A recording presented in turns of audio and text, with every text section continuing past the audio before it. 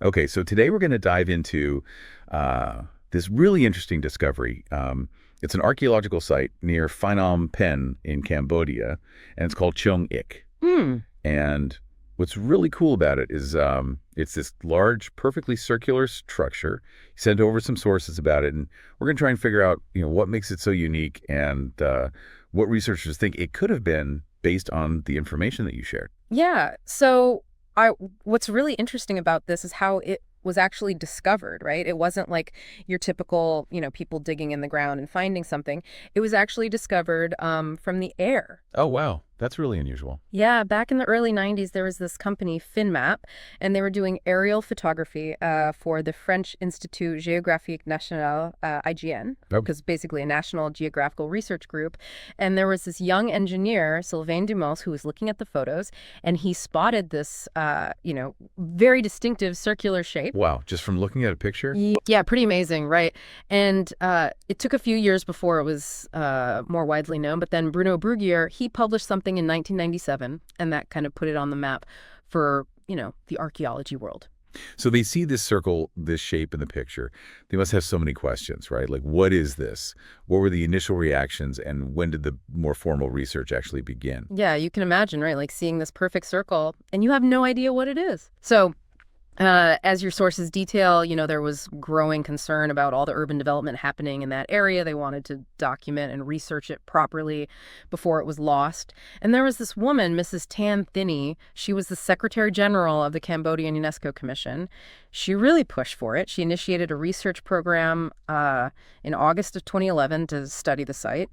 And then in 2012, UNESCO officially approved it. And that led to the first big excavations happening in February and March of 2013. And those initial digs, they weren't just about digging and finding stuff, right? There was a whole training element to it, too, from what I remember from the material. Absolutely, yeah. The excavations were led by Michel Puchon from INRAP, and he actually designed it to be a learning experience as well. It was like a chantier école, which is basically like a field school for archaeology students. Oh, cool. Yeah, from the Royal University of Fine Arts in Phnom Penh. That's awesome. Yeah, it was a really great way to give the next generation of Cambodian archaeologists, hands-on experience, and at the same time learn more about this mysterious site.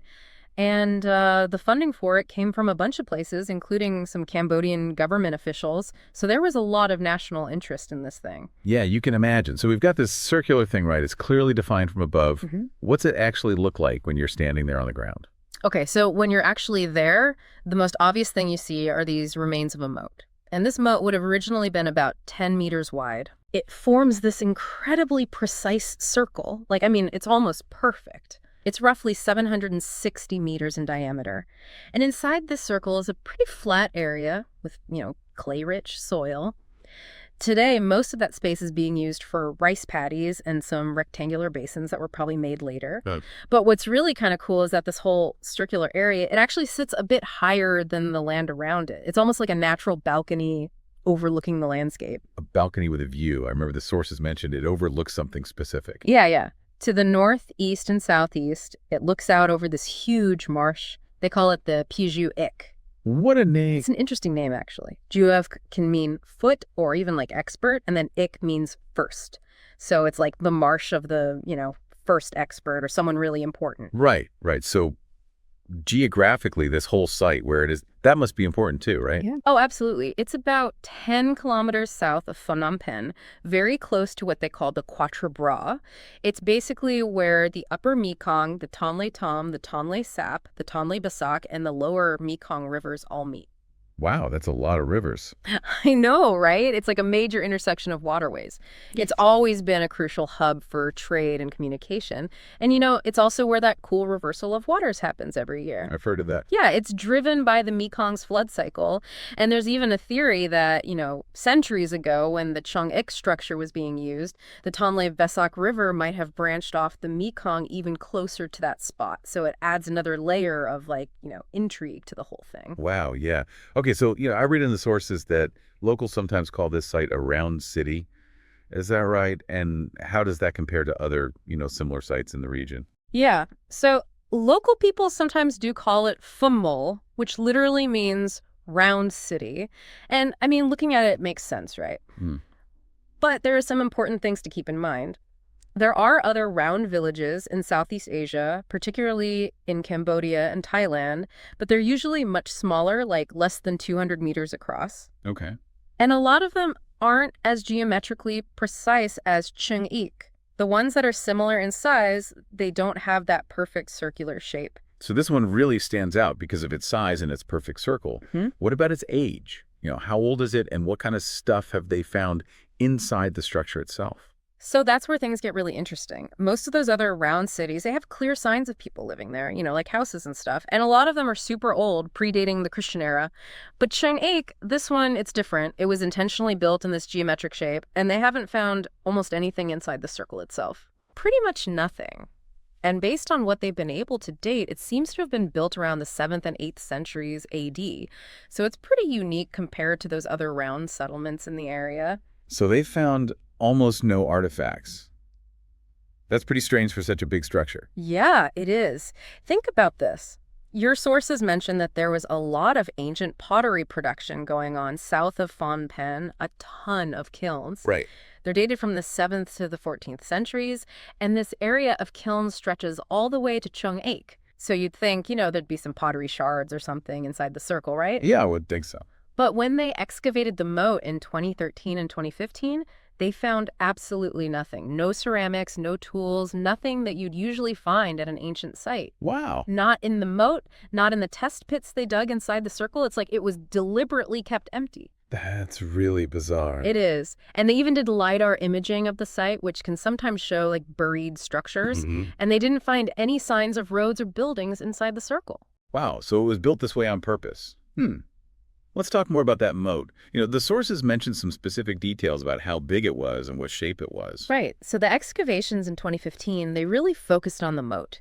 Now, parts of it are filled with water today and they're wider, up to 30 meters in some places. But that's because people later modified it for things like duck farming and rice irrigation. I see. But the original moat, the one that's still preserved in the southern and southeastern parts of the circle, it has a very distinct V shape. It's about 3 to 4 meters deep and around 9 meters wide at the top. Wow, that's pretty big. Yeah, it's a significant feature. And when they analyzed the sediment layers in the moat, it showed them that it probably only held water for a relatively short time, maybe a few decades to a century at most. Oh, really? Yeah, they found these alternating layers of pink sand and this really fine white clay. So it seems like the water would flow gently sometimes and then be completely still at other times. And get this, there's no evidence that they ever dredged it or modified it while it was in use. That is interesting. Yeah, it seems like they built it, used it for a while, and then just let it fill up naturally. And were they able to figure out when that happened? When did it start filling up? Yes, so they found charcoal fragments at the bottom of the fill in the southern part of the moat, and they did radiocarbon dating on it. Cool. And based on that, they think the structure was abandoned and the moat started filling up sometime around the mid-8th century, which is about 1,231 years ago. Okay, so we have this big, perfectly circular structure. It's got a moat that was probably filled with water for a while, and there's no evidence that people were actually living there or making stuff there. So the big question is, what was it for? Based on all the information you've gathered, what do researchers think this unique site was used for? Right. So when you put all the pieces together, the lack of people living there, the fact that it was built before all the pottery kilns popped up in that area, and the crazy precise geometry of the whole thing, researchers came up with what they call a default hypothesis. They figured that to build something this big and complex, you'd need a lot of organized labor, right? Yeah.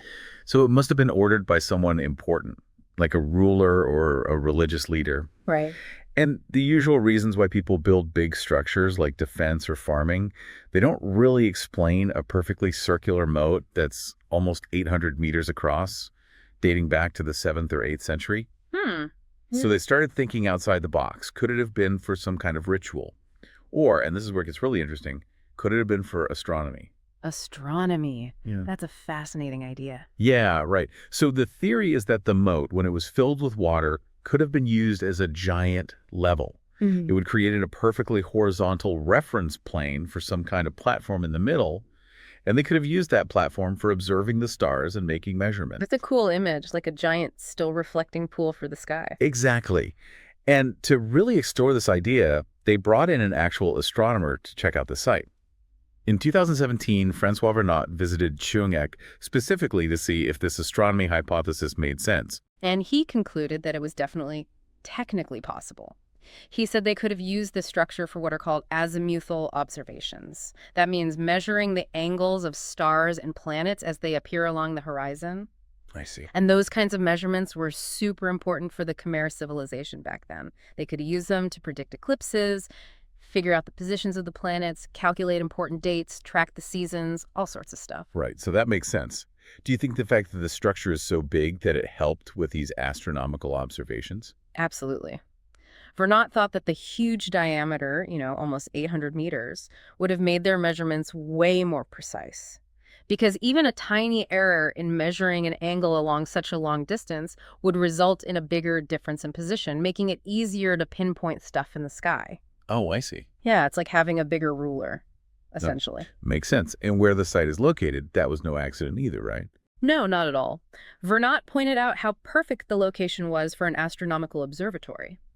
It's in a naturally flat area, which is great for creating an artificial horizon, and it overlooks this huge marsh, so there's nothing blocking the view of the horizon. That's smart. And the fact that the structure is slightly elevated, about 4 meters above the surrounding marsh, that would help reduce parallax and light refraction, making their observations of sunrise and sunset more accurate. And those are really important for azimuthal measurements. Wow, so they really thought about this, and this whole astronomical hypothesis was supported by another expert too, right? Yeah, there was another expert, P.R. Yunli, SHI, who specializes in archaeoastronomy, which is basically the study of how ancient people did astronomy. He was also part of the 2017 excavations, and he pretty much agreed with Vernotte. He said that a project like this, something this big and well-planned, would have needed a powerful group to back it up with enough resources to pull it off. Yeah, for sure. And you mentioned earlier that they found some kind of platform in the middle of the circle. Was that part of the astronomical setup? That's what they think. So in 2017, Michelle Pichon, an archaeologist from the Royal University of Fine Arts, they dug right in the center of the circle using the exact coordinates they had. Okay. And less than a meter below the surface, they found the remains of a low terrace. It's shaped like a cross, about 30 meters across, with each arm of the cross about 10 meters wide. The cross shape. That seems pretty deliberate. Yeah, it definitely wasn't an accident.